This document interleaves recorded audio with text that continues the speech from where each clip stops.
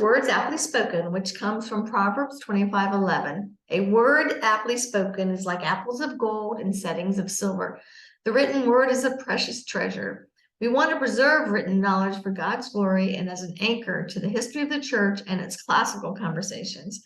We hope to encourage the reading of words and of His word. Welcome to today, which is September 13th, Wednesday, September 13th, 2023. And I'm here with Jennifer Courtney, Tim Knotts, and we discuss a book each week from the Classical Conversations curated curriculum. And we're pleased that we're joined today by CCMM curriculum developer, Kathy Denigi. Jennifer, tell us about this month's books. Get us started. Yeah, so this month is all about economics. And last week we talked about Edward Ellis's Not Yours to Give, which comes from his biography of Davy Crockett. Today we're going to talk about the money mystery. And then later in the month, we're going to talk about whatever happened to penny candy and the Blue Stocking Guide to Economics. And I'm excited about this month because my son is very interested in economics. And I used to tease him. We would go to tennis tournaments and he would always be reading books about economics. And I would always say, I would prefer to be reading Jane Austen. And he would say, I would prefer to be reading these books on economics. So yeah, the kid after my own heart. So you can access all of our past episodes that Jennifer mentioned, as well as what we've been doing all year long on my YouTube channel. It's at Lee Bortons. You also can go to leebortons.com in order to see the calendar of books that we're going to be talking about, in case you'd like to buy any of them and be ready when the videos come out. And Jennifer, let's get started on that, talking about the book. Done advertising. Yeah, sounds great. So my first question is always the same. Why is the money mystery in the CC curriculum, Lee? Well, it's in the curriculum because Mr. Marbury really believes in the free market, and he did a very good job of taking very difficult ideas and bringing them down to the level where every adult can understand, and actually the stories can be told in a way that children understand what he's talking about. So like, for instance, this one, the money mystery has a difficult idea called the velocity of money. And why is that important to an economy? So he just is really good at making hard things easy. But the other reason they're in here, and especially at the Challenge 1 level, which is got a lot of American documents, American literature in it, because it's really about freedom this year in Challenge 1. And so as an Austrian economist, that's how I consider myself. I believe in the free market, and so does Mr. Maybury. And a lot of classical conversations came out of my beliefs in the free market, right? We're homeschoolers. We think we can do it ourselves, and we enjoy having the voluntary associations with one another, and we don't like being told how we have to do things. And so it just kind of fit in with all of the books that we have in the curated curriculum. If you think about, say, Amos Fortune Freeman, or some of the other books, Karen and Mr. Bowditch, they're all about people who took up the talents they had and used it to serve other people in a way that nobody made them. They just did it because they were people who had ethics and valued and loved other people. So Mr. Maybury takes those great kind of ideas in the stories and kind of enumerates them and defines them and gives us something tangible to talk about that crosses all stories. Yeah, that's great. And I wanted to follow up what you said with a couple of thoughts. One is that I love the title, The Money Mystery. As I was rereading it this week, I was thinking about the fact that I had just had a conversation with my Challenge 4 students yesterday about the things that we use every day, like say the iPhone, and how little we actually know about it. And the same thing I think is true about money. We use it every day. And yet for many of us, it remains a mystery. And so I love that we introduce these ideas that we can discuss as a family when our kiddos are in Challenge 1. And then the second idea I wanted to reinforce what you said about Maybury himself is what he said in his author's disclosure, where he said, I'm biased in favor of liberty, free markets, and international neutrality, and proud of it.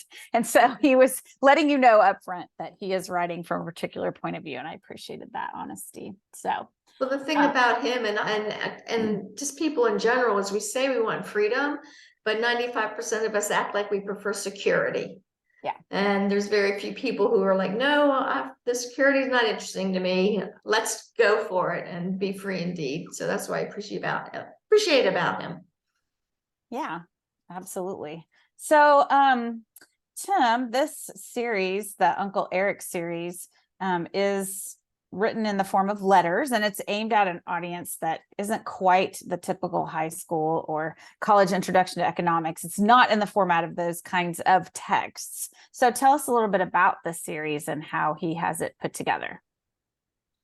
Yeah, it's interesting how he does it, because he writes as this sort of fictional uncle writing to his nephew, and it's sort of a one-sided exchange of correspondence. It's kind of neat. It echoes to those sorts of things where you might find that sheaf of letters in someone's desk after they've passed away, and you go and collect them, and their love letters or their business letters.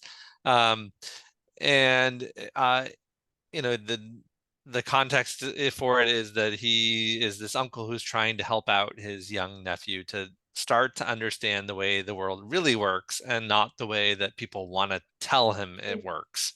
And so this book is, I think, really well titled The Money Mystery, because, as you guys were just alluding to, the way money works is pretty mysterious to us. You know, when you're little, you think that a dollar is a dollar, and that just sort of it is what it is, and then it's always going to be the same. And certainly, if you've been involved in spending money at all, or running a budget for your family in the last couple of years, you know that a dollar doesn't always mean a dollar. And he uses anecdotes and stories, but also historical events to draw out choices that were made and the consequences of those choices from prior generations. And I like the fact that he doesn't go way back. He tends to live in like the 60s, 70s, 80s, the 90s for his examples, because even our Challenge 1 students do have living relatives. If it's not their parents, it's their grandparents or their older aunts and uncles who have lived through those events. And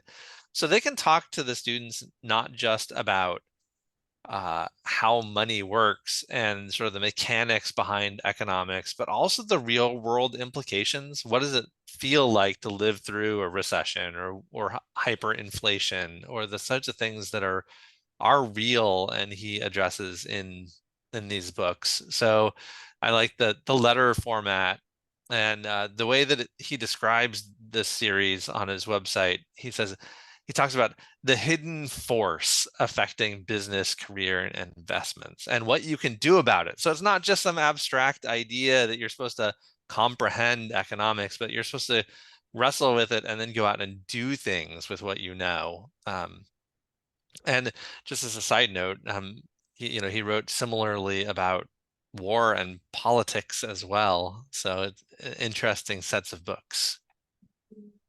Yeah, I was thinking that that series might make a great Christmas present for my son. So one of the things I wanted to follow up on that you said is this style of letter writing. I think so. We have this in other places in our curriculum, in C.S. Lewis's Screwtape Letters. It's written in the form of letters, and then we have some little books for families with younger children called Uncle Paul, and that's a series of books where a wise older uncle is kind of guiding his niece and nephews through the natural world and noticing the creatures that live all around them. And so I love that idea for us as homeschoolers, that we have this wise older person truly invested in and giving wise counsel to the next generation. So I appreciate that.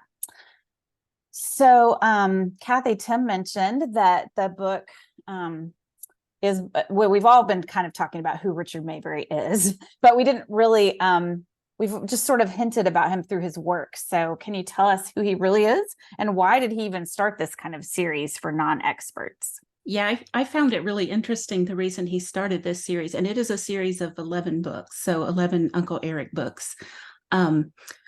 He went to college in 1964, and then he was drafted. That was the era of the Vietnam War. And he spent 4 years in the Air Force. But when he finished, he was able to go back and get his degree in business and economics. And then he became a school teacher. And what he found was that the textbooks available to his students they weren't good. They just were failing his students. In fact, I found a quote where he said, "What quickly caught my attention was the fact that the high school textbooks were written to impress the bureaucrats who approve and purchase the books, not to actually communicate to the students." And so that's when he started trying with this idea of writing letters to his students, and he had them, read through them and see if they understood the concepts. And so he really thought that economics and even the history of economics is something anybody can understand, even a 12-year-old can understand. And through this series of letters, he was able to explain that to his students, and then, of course, to us. I love that. And that puts him in a tradition of teachers who have looked around them and found out that the materials they see are inadequate. And so they have written their own, and we've republished some of those in our CC curated curriculum. And also we're, like many people in the classical Christian education renewal, we've been working on that ourselves, just passing that along. So I love that. I was thinking about your son sitting reading economics textbooks, and he had this great interest and desire to find out more information. And textbooks are great for going to and as a reference and finding information. But for most of us who maybe don't know very much about economics, we need something different. We need a story so that we can be drawn into it and start to understand. Yeah, I think that's good, Kathy. And those other Uncle Paul books. So we have Uncle Paul and Uncle Eric now that we're talking about. Those Uncle Paul books do the same thing. They tell stories. And that is a great way to teach principles. So nice. Well, a minute ago, Tim talked about how we have a lot of historical events, and that those are, from the 60s, 70s, and 80s, which makes me feel old to say this, but many of my current students would consider that to be ancient history. But to us, it's recent history. And Tim's right. People who lived through it are still alive. So why should our students read about stories from the 70s and 80s, Lee? What can they get out of that? Yeah, he could have picked instead from the 20s and 30s during the Depression and the wartime around that. He could have picked the Roman era when money was being chiseled down and devalued that way. He could have picked all kinds of stories from any era, because people have always had to have a way to exchange money, and which is actually an exchange of goods and services that you can stick in your pocket. And so we've used all kinds of different ways to represent that money that helps us just attach value to the day that we spend and the time that we have and the economics of our home. And so I do like what you guys have all said, that by picking the 70s and 80s, it makes it so that our students have somebody else to talk to who lived through it. It's also for our country a unique time, because the majority of economic crises before the 1970s that occurred in our country mostly came from a decline or a rise in production. And since 1970, the inflation and deflation has been caused mostly by manipulating money. And so our young people need to know something that, like, my grandmother didn't need to know in order to understand how the economics work. So I thought that he picked a really good time for us to actually have it, because in classical conversations we love stories, but we love academics too. So it's a good balance, I think, of vocabulary building and new ideas, along with friendly stories to go along with it. And if they hear their parents complaining or their grandparents complaining, they might understand why. Yeah, I grew up with my parents telling me stories about lining up for gas. I was alive then, but I wasn't old enough to remember it. So well, I was. Are you old enough, Kathy, to remember that? Yep, and I was even driving then, and so I knew. Young people don't know this, that we could only get gas on even days or odd days, depending on your license plate during the Jimmy Carter years. We've also lived in most of us have lived in an era of very low inflation and low interest rates. I'm not old enough to have been buying a house in the 1980s, but my parents, when they moved in the 80s, their mortgage was up at 14%, for their home. And that was an enormous crimp on the finances, right? To have to pay not only the principal, but that amount of interest. and and today it sort of sparks outrage, right, amongst the people who are looking to buy a house, that the interest rates are as high as they are, which is nowhere near what they were in the 80s. Yeah. So Are thinking you about going? an interest renewable money people is the same. So you went in and out a little bit, so we might need you to restate some of that, but while your screen catches up, I'll let you know, we bought our first home in 1983 and we had an 18% interest rate, but they had variable options underneath of that and schemes so that you could get in. And so I don't think we ever paid more than 11 or 12%. And my husband, as some of you know, is very financially astute. And in only a few years, we didn't even have that mortgage. He was able to take care of it. So but with the complaints now at 7%, you know, bring me back to that time where it was a little frightening to be in your 20s and take on that big of a debt burden. It was like credit cards from today at that rate. Yeah. Yeah, absolutely. That is in fact why my mom went back to work full time, was that mortgage rate. So if we look at, I wanted to go back to something you said, Lee, about the 70s and 80s and the uniqueness. As I was reading through this book today, I was reminded of a couple things that do make that time different from, say, your grandparents. One is, I think, and you guys tell me if this is accurate, but the two that I noticed the most were the rise in the activity of the Federal Reserve and setting money policy. And then the other one is the more global economy, where we saw that that those foreign investments. So he gives a lot of examples in the Middle East, for example, that that impact in a way that maybe our grandparents didn't have to know about. What do you think? Are those the right reasons why that time period is different? You know, Kathy, are you familiar with OPEC and all the stuff that happened with gas and oil then? Why don't you tell us why? Right. Yeah, I think there was a lot of, well, I'm not real familiar with it, but I think there was a lot of control from different countries, and that caused a lot of the problems. Like I was alive in the 80s and buying a house, and I graduated from high school during the Iran hostage crisis, and so a lot of that. Yeah. So the globalism is another thing that's from the 70s on that my grandmother would have known very little about. She would have known about globalism in the sense of Ukraine being the breadbasket for the world, and maybe some unusual foods coming out of South America. But, she would not just expect that every day ships should be protected while they come from Hong Kong with plastic things I just happen to like. Yeah. And what about that idea of that being kind of the era with the Federal Reserve? Did you want to comment on that too? How about you, Tim? Or is he working on his sound? I mean, the thing is, before the 70s, between the Federal Reserve's only been around from the 20s to the 70s, basically for 50 years first. And then, but during that, we were on the gold standard. So they could only do so much to jerk around the money supply.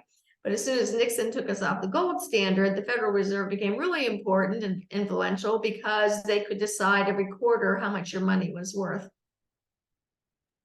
Well, and the Federal Reserve, they can't accurately forecast. They can't predict. Mm-hmm. So they're really playing with the numbers, trying to balance things out. And then it seems to just get worse and worse. Mm-hmm.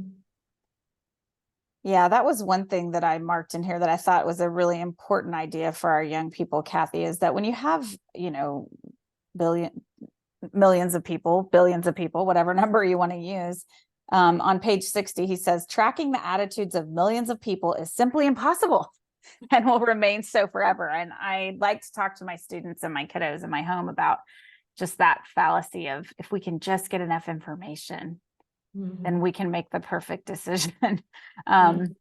So, and I was telling you guys before the call that as I reread this book, that is such an appealing fallacy to leaders around the world, that if they can just get enough information, they can make the decisions, which leads to government controlled economies. And so that's one contrast Uncle Eric sets up, is the difference between truly free markets and government controlled economies. And reading this little book in Challenge 1 is what led my son to write his senior thesis about case studies of countries that truly had free markets and those that had government controlled economies, and what the outcomes of those decisions were. So I was excited to remember that at age 14, he was inspired to do something that he finished at age 18.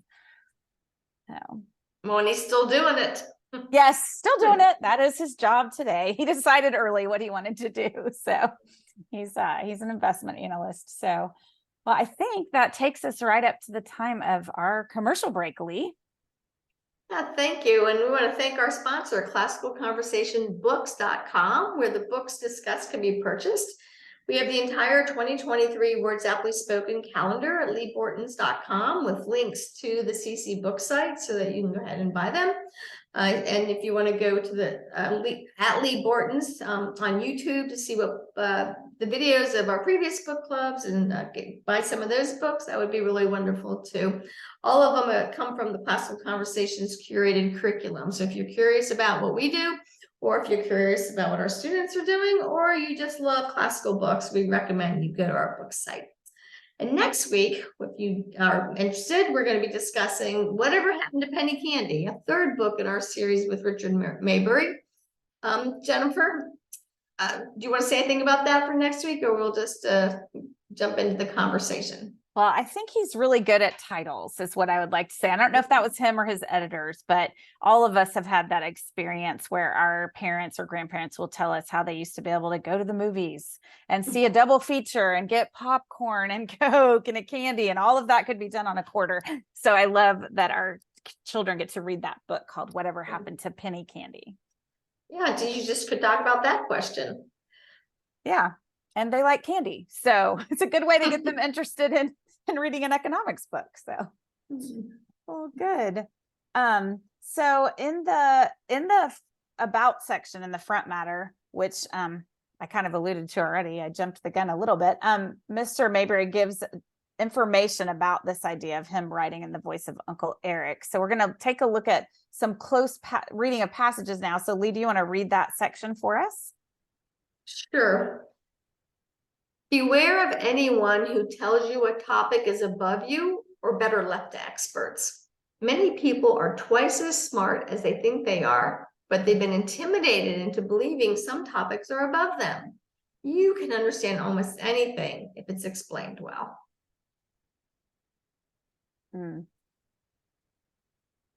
I love that. I love that quotation. That's one of my favorites. I think it's something that I try to do as a challenge director, is to take something that seems difficult, maybe it's Latin or math, and work through it together so that everybody gets it. And to do that, we have to learn the vocabulary, we have to really dig into it, and then we have to discuss the concepts. And I think that's what he does well, is he gives us the vocabulary, he gives us the history, he gives us the facts, but he puts it together in a way that we can understand it. I was thinking, there was this physics professor at church a number of years ago, and he was so smart. He could talk to anybody, but he could talk to elementary school kids and explain a concept.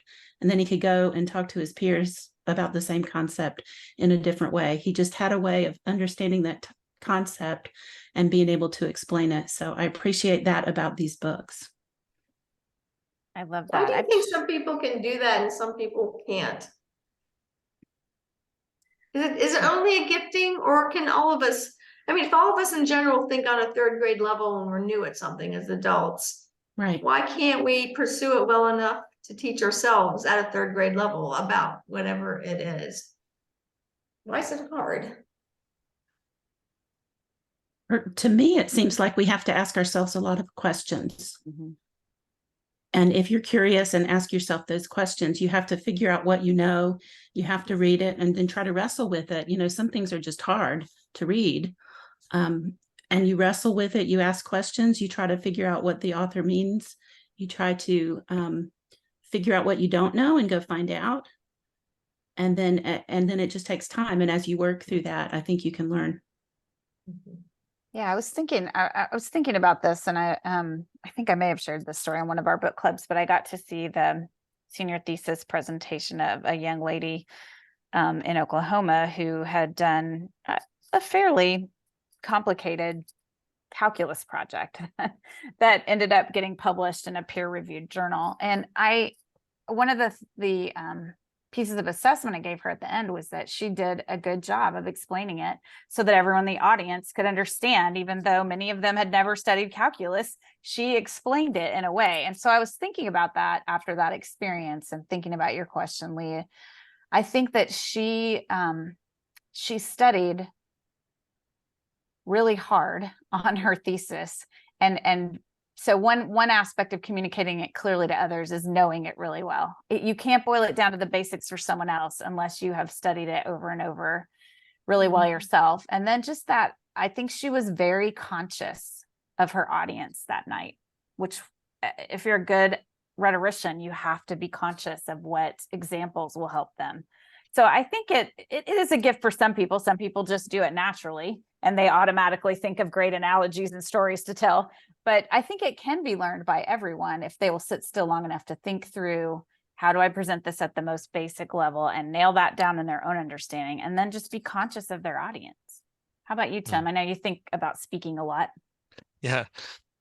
Sorry, we're having thunderstorms rolling through here, so I lost my internet for a minute or two. But yeah, I think you're right, Jennifer, that sometimes our inability to boil it down for someone is that we don't know it as well as we think we do, or we feel like we don't know it as well as we do, and so we're afraid to try to break it down.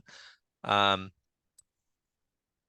think other times it's just that we're selfish, that we don't love the other person enough to slow down and to spend the time to think about it at their level rather than our level. We want to jump ahead. We want to run forward with what we're doing and how excited we are about it, and not bring others along with us into the joy of what we're doing. And so I think in college, we've all had professors that were like both of those, right? People who had a lot to say, but not a lot of content to what they were saying. And when you started to ask them questions, they couldn't go any further in explaining it to you. And some who were just so absorbed with their own research that that's all they wanted to talk about. And they didn't want to get you to understand the gap between where you are and where they are. I think in both cases, I mean, the second case, especially, it's about love, right? Do you love your student?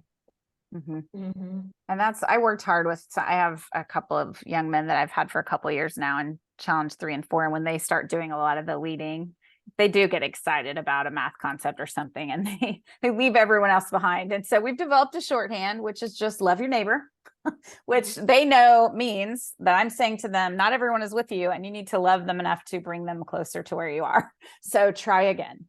So yeah, so Mayberry makes it sound like from this quote that very often it's a confidence level. And of course, we as homeschoolers, people say, I can't homeschool. How can I teach whatever it is?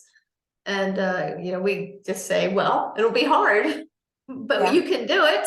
We believe in you. Yeah, it's also one of the things that David Hicks talks about in his book about this problem of experts.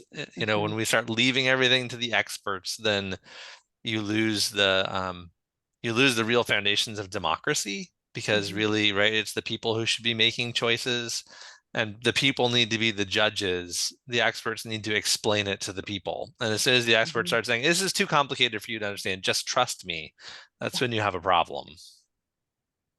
So I think sometimes too, when we've walked the journey of trying to learn something difficult or complicated, then it helps us understand the pitfalls along the way. We're able to better work with somebody who is now just at the beginning of that journey. Yeah, that's good, Kathy. We talk a lot about being that lead learner. And yeah, I see that all the time when I'm learning something new. Puts me in the shoes of my students and my children. Well, good. So we're still kind of going to hang out in the introductory part of the book. And so Mayberry is telling us a little bit about what this Uncle Eric model is and how it's different from other ways of teaching economics. And this one is on page 6, if you have your book with you. So Tim, do you want to read this one for us? Sure. In most schools, models are never mentioned because the teachers are unaware of them. One of the most dangerous weaknesses in traditional education is that it contains no model for political history. Teachers teach what they were taught, and no one ever mentioned models to them, so they don't teach them to their students. For the most part, children are just loaded down with collections of facts that they are made to memorize.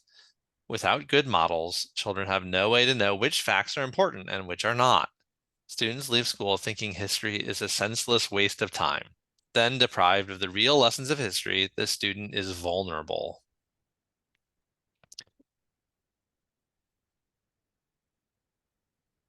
I think it's important to point out that he's not saying don't memorize facts. Yeah. Right. He's just saying that facts without context or facts without a model are dangerous or useless. Yeah, the memorization of facts needs to lead to something, or lead toward a goal, and that is so that you can understand and discuss concepts better when it comes time for that.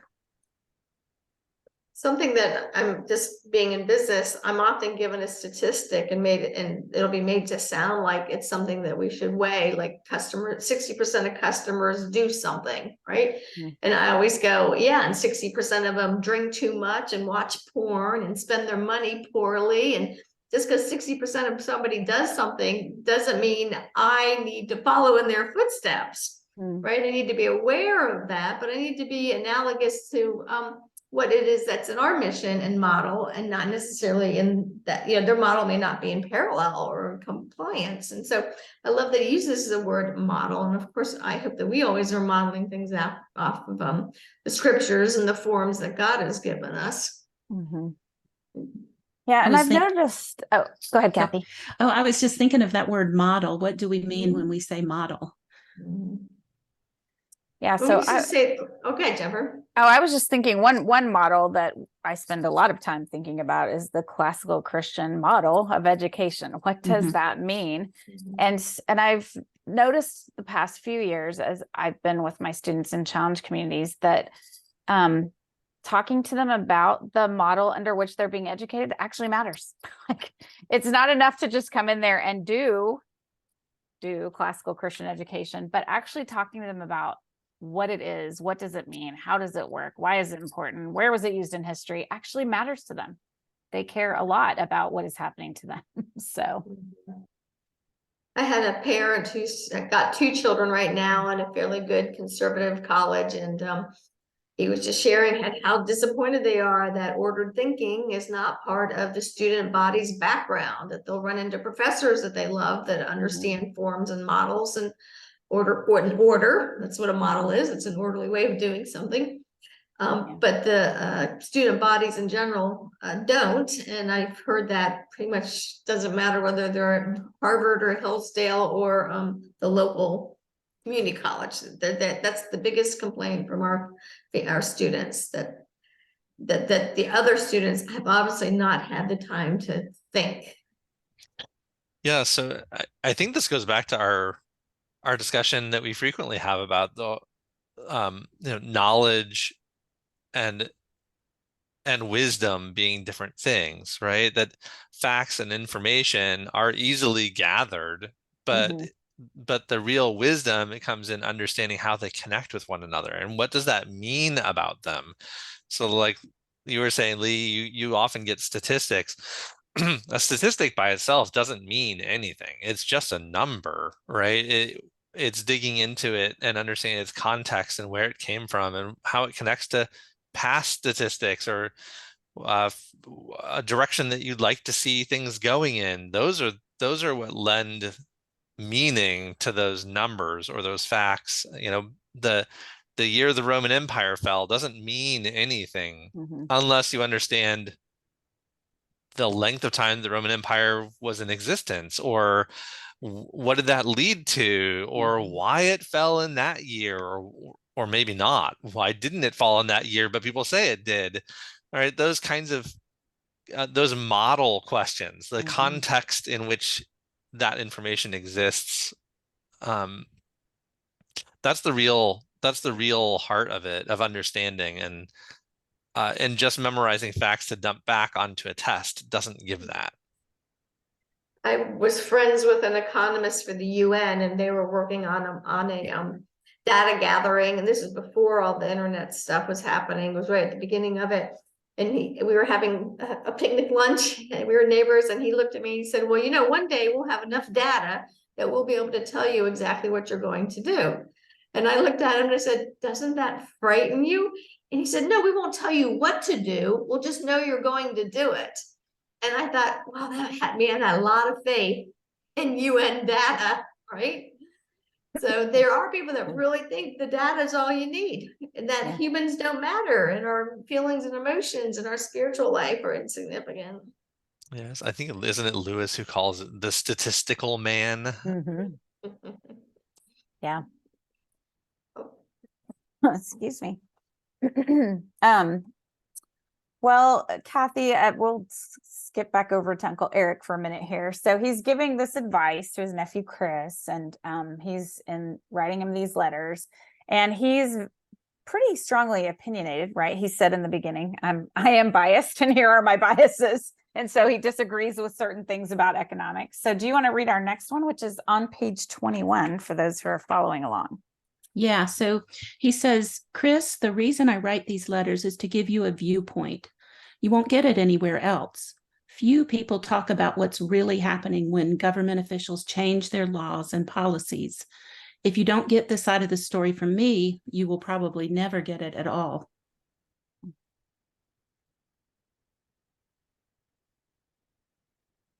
He's pretty confident. He is, and it makes me think he has a very different perception of the role of a teacher, right? Okay, so maybe this is wildly out of place, but we do have an illusion, or we have a mantra that is said in current education that the teacher should just be neutral and just lay things out and let the students make decisions. And he's saying the exact opposite. Like, I have a viewpoint. I'm going to give you the viewpoint. He doesn't even say, you can feel free to disagree with me later. He's just saying, I'm going to give you this viewpoint. So that's a different way of thinking about the role of teacher and student, or mentor and mentee. Mm-hmm. Mm-hmm. Yeah, I think it's very refreshing. I directed Challenge 3 some years ago, and in there we read The Patriot's Guide to History. And that's another book that he comes out and says, I have a perspective, and I'm going to give you that perspective. And it's sort of unabashed, like, this is the perspective I have. And I think you should join me in it. And as parents, as Christian parents, I think we should understand that and approve of that, because we shouldn't be agnostic about our faith when we talk about it with our kids and say, well, here's my faith in Jesus, but you can do whatever you want. There's no right or wrong answers about faith. I don't understand why we wouldn't say the same thing about economics or any other part of the world that we live in. You know, God made it to operate according to certain principles, and if we can show our children true understandings of those principles, we should, and not be bashful about being dogmatic about things that we know to be true. Yeah, I was thinking about the word dogmatic as you were talking. We hear that in our contemporary culture and go, ooh, no one wants to be dogmatic. Well, I think we do. And your example is the right one, right? We want to be dogmatic with our children. There are certain things that they need to be told by us and that we hold. It's not to say that some of them won't reject those dogmas later. They may. But we're not offering it up as a thing to be rejected. We're offering it up as the truth. Yeah. Well, and sometimes we are offering something up and we don't know for sure it's the truth, but our experience has helped us with it. And, you know, anytime the thing is, whenever your children are going to go out into the world, they've got to recognize that everybody who talks to them has some kind of dogma, and you got to identify where it comes from. And if it's just from experience, and that it might be a good experience, but if it doesn't have any kind of historical or ethical couching around it. It's a shallow answer and just needs to be able to go deeper, which is what I think he was alluding to in a couple of paragraphs back about you can figure things out. I know that you can. Yeah. Are you nodding in agreement, or did you have a new thought, Kathy? I was nodding in agreement. But I like that Maybury is really upfront with his viewpoint. I think it's more dangerous, or I think it is dangerous when you have a teacher or an author that claims to be neutral, but nobody can be completely neutral. Everybody has a bias. So then you're taken aback by when you see that bias. Yeah, and we discussed Doug Wilson's book, The Case for Classical Christian Education, on this book club, and he says right up front, there's no such thing as neutrality in education. Right. So, right. Jesus said, "You're either for me or against me. There's no middle ground." Yeah. I'm just glad he's the one that gets to decide who's for him or against him, and I just do my best to woo him. Yes, absolutely. Oh, well, I'm going to read us our final passage from today, which is kind of the closing remarks from Uncle Eric, and then we'll take a minute to discuss. So I think these are on page 80. Nearly everyone who went to college since the Great Depression, including myself, was taught that the Depression happened because central banks did not inflate enough. This is a terrible oversimplification, but it is what most still believe. So I think this time central bankers will go berserk printing money.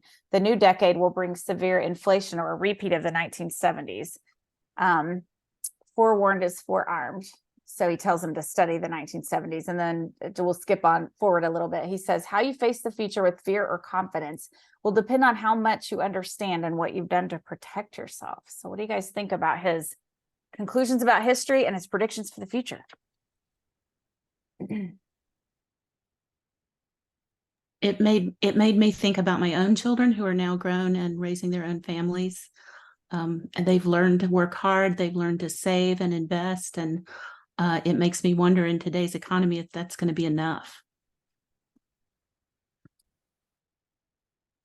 Well, when our interest rates were so high and we just gotten out of the Vietnam War and, money was off the standard, there was a lot of people that were depressed about what was going on, and we managed to get through it. So I think the Lord will bless us and we'll get through it again, but that doesn't mean there's not a consequence in the meanwhile. So there's always hope, right? Because of the pendulum swing of things. Right. Yeah, I remember the 70s and 80s and folks not being able to find jobs. I couldn't find a job.